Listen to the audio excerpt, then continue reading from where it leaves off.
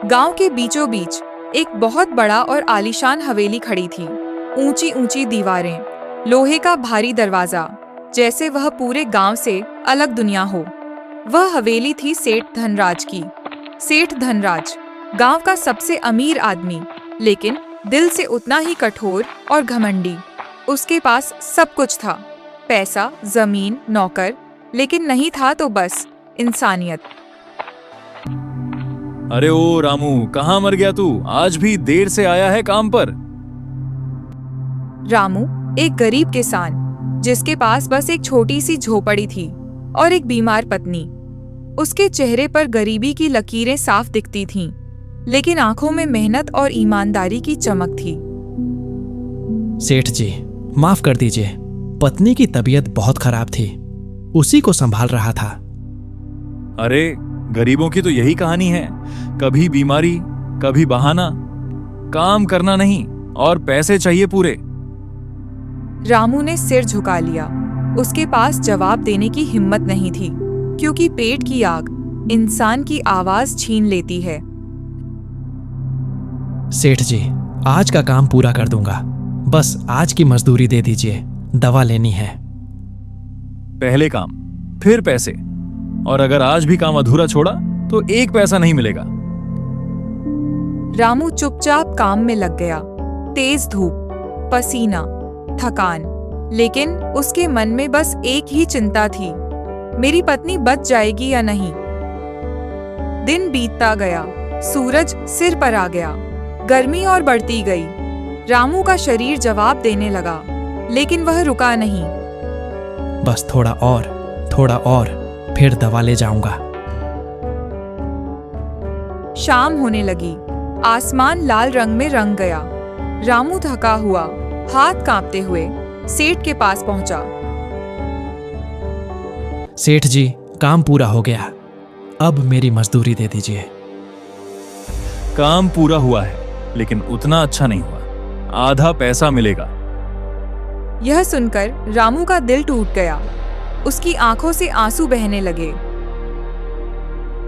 सेठ जी, ऐसा मत कीजिए, मेरी पत्नी मर जाएगी, दवा बहुत जरूरी है।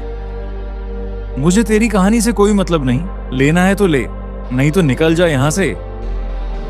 रामू ने कांपते हाथों से आधे पैसे लिए और दौड़ता हुआ घर की ओर भागा। जब वह घर पहुंचा तो झोपड़ी के बाहर सन्नाटा था। उसका दिल जोर जोर से धड़कने लगा। सुनो, मैं आ गया, दवा ले आया। लेकिन अंदर से कोई जवाब नहीं आया। रामू ने अंदर जाकर देखा तो उसकी पत्नी बिल्कुल शांत पड़ी थी। उसकी सांसें रुक चुकी थीं। नहीं, तुम मुझे छोड़कर नहीं जा सकती। उसकी चीख पूरे गांव में गूंज उठी। उस दिन एक गरीब की बेबसी और एक अमीर के घमंड ने एक जिंदगी छीन ली। दिन बीतते गए, लेकिन रामू की आंखों के आंसू कभी नहीं सूखे। वह अब और भी चुप हो गया था, जैसे उसके अंदर कुछ टूट गया हो।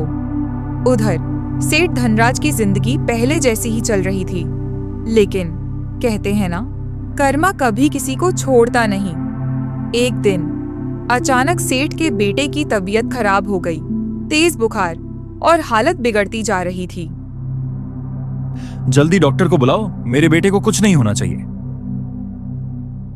डॉक्टर आया, जांच की और बोला, सेठ जी, हालत बहुत गंभीर है, दवा तुरंत लानी होगी, नहीं तो देर हो जाएगी।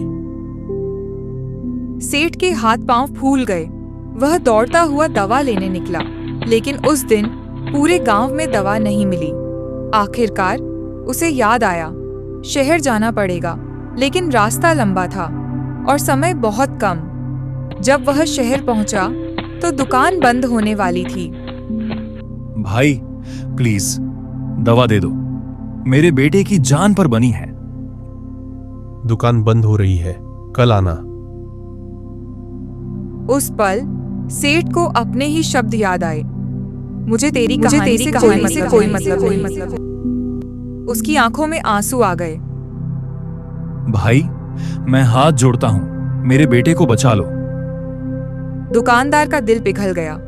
उसने दवा दे दी, सेठ भागता हुआ घर पहुंचा, लेकिन बहुत देर हो चुकी थी। उसका बेटा हमेशा के लिए उसे छोड़ चुका था। नहीं भगवान, ये क्या कर दिया आपने? उस दिन सेठ धनराज ने पहली बार गरीब की पीड़ा को महसूस किया। वह रोते रोते सीधे रामू की झोपड़ी के पास गया। रामू, मुझे माफ कर दे, मैंने तेरे साथ बहुत गलत किया। सेठ जी, अब माफी से क्या होगा? जो चला गया वो वापस नहीं आएगा। सेठ के पास कोई जवाब नहीं था। उसका घमंड पूरी तरह टूट चुका था। सेठ जी, गरीब की बदुआ बहुत भारी होती है और कर्मा सबका हिसाब रखता है। उस दिन के बाद सेठ धनराज बदल गया। वह गरीबों की मदद करने लगा, हर जरूरतमंद का सहारा बनने लगा। लेकिन उसके दिल का दर्द कभी कम नहीं हुआ। गांव की वही सुबह, वही हवा, वही पक्षियों की आवाज। लेकिन अब हवेली के दरवाजे खुले रहते थे और अंदर एक टूटा हुआ इंसान रहता था, जो हर दिन अपने कर्मों का हिसाब चुकाता था। घमंड इंसान को अंधा बना देता है और कर्मा उसे सच्चाई दिखा देता है। किसी की मजबूरी का मजाक मत उड़ाओ, क्योंकि वक्त सबका हिसाब बराबर करता है।